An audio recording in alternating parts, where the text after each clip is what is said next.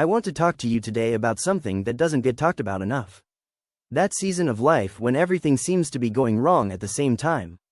Maybe you're in it right now. The job didn't work out. The relationship ended, or it's hanging by a thread. The money isn't where you need it to be. The plan you had for your life looks nothing like what's actually happening. And somewhere in the middle of all of it, you're quietly asking yourself, what is going on? I've been there, and if you're honest, so have you. Wayne Dyer, who studied the human experience for over 40 years, had something to say about that season. And the first time I really heard it, I had to stop and sit with it for a while. He said, there are no accidents. There are no mistakes. Everything that appears to be falling apart is actually falling into place. Now I know how that sounds. When you're in the middle of it, that kind of statement can feel almost offensive. Like someone telling you to smile when you're having the worst week of your life. But stay with me. Because what Dyer was pointing to isn't toxic positivity. It isn't pretending that hard things aren't hard. It's something much deeper, and honestly, much more useful. It's a completely different way of understanding what difficulty is actually for. What it's doing, why it shows up when it does, and what becomes possible on the other side of it, if you can hold your ground while it's happening. That's what this video is about. And I think by the end of it, you might look at whatever's falling apart in your life right now, a little differently. Here's something Wayne Dyer noticed in 40 years of working with people. The moments that felt the most like failure, the ones people were most ashamed of, most desperate to move past, were almost always the moments that preceded the biggest leaps forward. Not sometimes, almost always, the divorce that felt like the end of everything, that became the beginning of a person learning who they actually were outside of that relationship. The business failure that wiped out years of work, that became the school that taught every skill the person needed for the thing they were actually meant to build. The health crisis that shattered someone's sense of invincibility, that became the reset that reoriented their entire life toward what actually mattered. Dyer didn't just observe this pattern in other people. He lived it. He grew up without a father, moved between foster homes, had every reason, every socially acceptable, statistically supported reason, to stay small, to stay stuck, to become a product of what happened to him. Instead, those experiences became the foundation of a career spent helping millions of people understand that their stories don't have to end where other people's stories ended. He used to say something that I find so honest: if you look at your life with gratitude, you realize that every challenge you've faced has made you exactly who you are today. And if you like who you are, then nothing was wasted.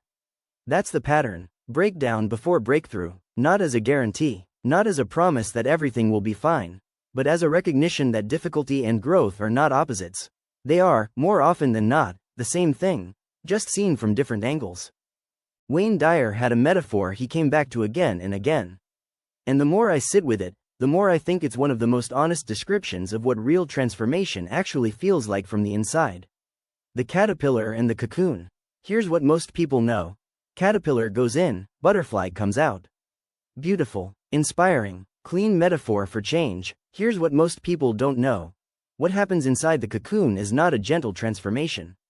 The caterpillar doesn't gradually sprout wings. What happens is dissolution. The caterpillar's body completely breaks down. Almost everything that made it a caterpillar ceases to exist. On a cellular level, the structure falls apart. And in that in-between stage, that dark, confusing, disorienting middle, there is a period where the old thing is gone and the new thing hasn't arrived yet. That middle place is where most people give up. Not because they're weak, because it genuinely feels like something is dying. Because from the inside, dissolution and destruction look the same. Because there's no way to know, when you're in the middle of it, whether you're falling apart or falling into place. Dyer taught that this is exactly what most significant life transitions feel like. The relationship ending, the career collapsing, the identity being stripped away, the plans you made not working out. From the inside, it feels like loss. It feels like failure. It feels like something is broken. But something is not broken. Something is dissolving so that something new can form. This doesn't make the dissolution painless. It's still painful. The caterpillar still breaks down completely. But it changes what the dissolution means. It changes the story you're inside of. You're not broken. You're in the cocoon. There is one question that Wayne Dyer believed could change everything about how a person experiences hardship. And I want to spend some time on this one.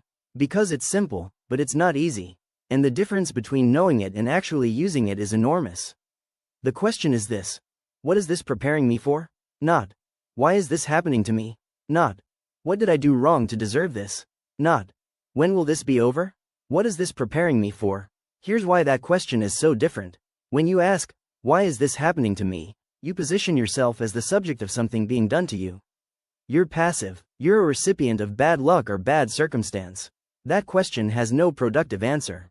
It leads nowhere. It just generates more pain. When you ask, what is this preparing me for? You shift everything. You position yourself as someone in a process. Someone being shaped by what they're going through, rather than crushed by it. The difficulty becomes instruction rather than punishment. Dyer was deeply influenced by Viktor Frankl, who I've mentioned before and who I think is worth mentioning again here, because his life is the most extreme proof of this principle I've ever encountered. Frankl survived Auschwitz. He lost his wife, his family, almost everything. He watched people die every day. And in the middle of all of that, he made a discovery he spent the rest of his life writing and teaching about. He said, suffering in itself is not meaningful, but the meaning you choose to give to suffering, that can become the foundation of an entire life. The question, what is this preparing me for, is how you give it meaning. It's how you take something that is purely happening to you and turn it into something you are learning from, growing through, being shaped by. It doesn't change the difficulty, but it completely changes your relationship to it, and your relationship to it determines everything about how you come out the other side. Let me get specific here, because I think the most helpful thing I can do is show you concretely what Dyer meant by preparation. Every difficult experience you've had has taught you something. Some of those lessons are obvious in hindsight. Some of them you're still in the middle of, so you can't see them yet. But they're there. The period of financial struggle. What did it teach you? Almost certainly. A level of resourcefulness, creative problem solving, and real understanding of value that you could not have learned any other way. The people who have never struggled financially often make the most reckless decisions with money. Because they've never had to develop the skill of doing a lot with a little. The relationship that hurt you, what did it teach you? Probably something essential about your own patterns, your own needs, your own non-negotiables. Something about how you show up when you're scared, and what you actually need in order to feel safe with another person. You couldn't have learned that in a therapist's office alone. You had to live it. The failure at work, what did it teach you? Usually, something about what you actually want, versus what you thought you wanted. About where your real strengths are, versus where you were performing. About who shows up for you when things aren't going well. Wayne Dyer had a phrase he used often. Every experience in your life has been conspiring to make you exactly who you need to be. That word, conspiring, is deliberate. It suggests an intelligence behind the difficulty. A direction, a purpose. You don't have to believe that literally. But ask yourself, if it were true, if your hardest seasons had been quietly building the exact skills, the exact resilience, the exact wisdom you would need for what's coming, what would that change about how you're moving through what you're in right now? Just sit with that for a moment. I want to address something directly here. Because, trust the process has become one of those phrases that people throw around so much that it's lost almost all of its meaning. What does it actually mean to trust the process? Especially when the process feels awful? Wayne Dyer was very specific about this. And his answer is not what most people expect. Trusting the process is not passive. It is not sitting back and waiting for things to get better. It is not telling yourself that everything happens for a reason and then doing nothing. It is not spiritual bypassing, using philosophy to avoid the real work of facing what's hard. Trusting the process, in Dyer's framework, means three things simultaneously. First, acting on what you can control, fully, completely, without holding back. Taking every reasonable action available to you. Doing the work, showing up, making the calls, taking the steps. What is in your power? Do that, all of it. Second, releasing the need to control what you can't. The outcome, the timeline, how other people respond, what happens next. You do your part, and then you let go of the part that isn't yours. Because holding onto it doesn't help. It just costs you energy you need for the first part. Third, and this is the one most people miss, staying present to what's actually happening, rather than what you fear might happen. Most of the suffering in difficult seasons doesn't come from what's actually occurring. It comes from the stories we tell about what it means, what it leads to, what will never happen because of it. Dyer was a student of the Tao, and the Tao teaches this principle simply and directly: be like water. Water doesn't fight obstacles, it flows around them, not because it's weak, but because it's intelligent. It finds the path that's actually open, and it gets where it's going. Trust the process means, be like water. Do your part, release your grip, and stay in the flow. I want to share some real stories here. Because sometimes the most powerful thing is just hearing that other people have been exactly where you are, and come out somewhere they never expected. Wayne Dyer himself is the most personal example I can offer. He grew up moving between foster homes. He never knew his father. He had no roadmap, no support system, no privilege to fall back on. By conventional measures, the odds were stacked entirely against him. But here's what he said about his childhood, later in his life. Those experiences gave him something that a comfortable childhood never could have. They gave him genuine empathy, a real, deep understanding of what it feels like to feel like you don't belong, to feel like you're not wanted, to feel like the world wasn't set up for you. And that empathy became the foundation of everything he built. He could speak to millions of people's pain because he had actually been inside it. Think about some of the most transformative figures in American history. Oprah Winfrey grew up in poverty and experienced serious abuse. She's spoken openly about how those experiences, as devastating as they were, gave her an emotional depth and a connection to human struggle that became the center of everything she created. J.K. Rowling was a single mother, broke, clinically depressed, and writing on napkins in a coffee shop when she was creating Harry Potter. She said that hitting rock bottom gave her a kind of freedom. There was nothing left to lose, so there was no reason not to try. These aren't stories about suffering being good. The suffering was real, the pain was real, the difficulty was genuinely difficult. They're stories about what becomes possible when you choose to be shaped by your hardship rather than destroyed by it. When you ask, what is this preparing me for, and then stay present long enough to find out. You're in your story right now, and you don't know yet what this chapter is building toward. But the pattern, the one Wayne Dyer spent 40 years watching, says that if you hold your ground, you will find out. So here's the practical question. Right now, in the middle of whatever is falling apart, how do you actually hold your ground? Wayne Dyer had specific answers. Not platitudes, actual practices. The first one, journal the question. Every morning, write the answer to this. What might this experience be preparing me for? You don't have to believe the answer. You don't have to feel hopeful when you write it. Just write it. Let the act of asking put you in the position of a student rather than a victim. The second one, shrink the time window. When we're in a difficult season, the mind tends to catastrophize into the future. It will always be like this. This will never get better. I will never recover from this. These thoughts are almost never true, but they feel true when you're inside them. The practice is to shrink your window. What do I need to do today?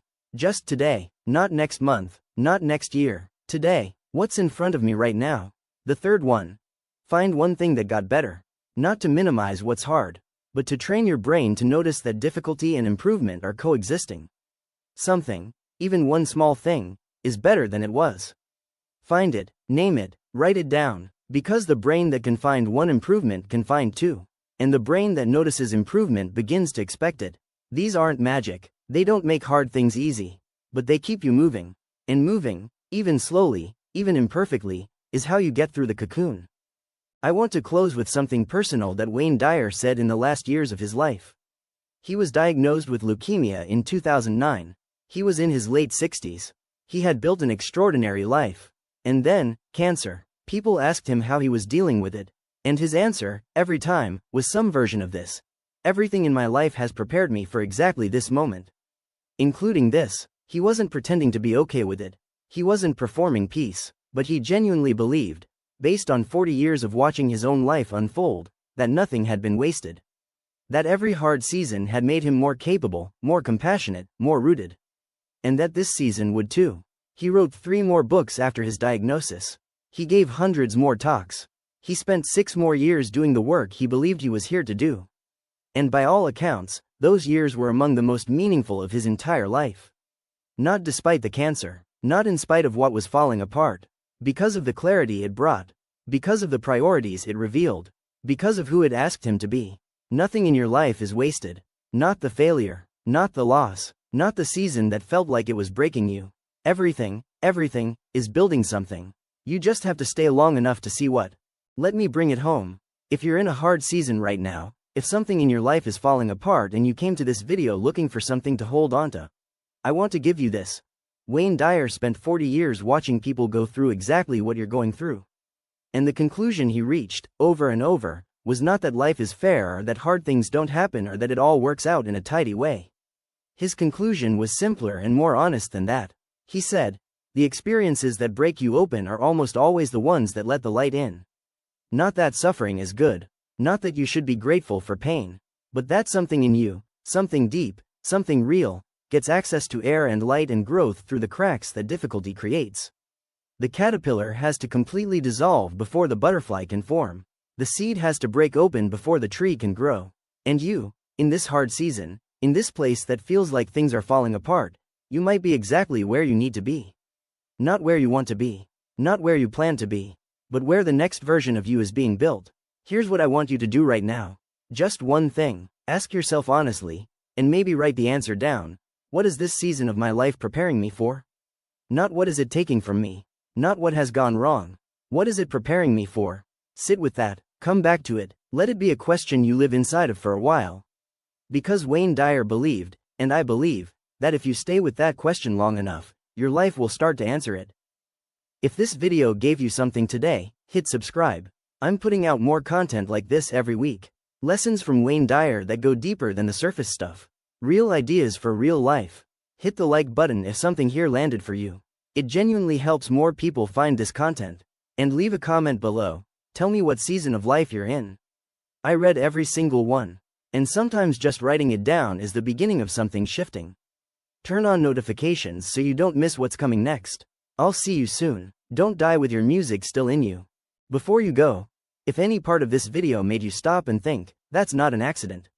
Wayne Dyer believed that the right message finds you at exactly the right moment. Maybe this was yours. If it was, hit subscribe. Not because I'm asking you to, but because there are more lessons like this one waiting for you on this channel. And you don't want to miss them. Hit the like button if this added something to your day.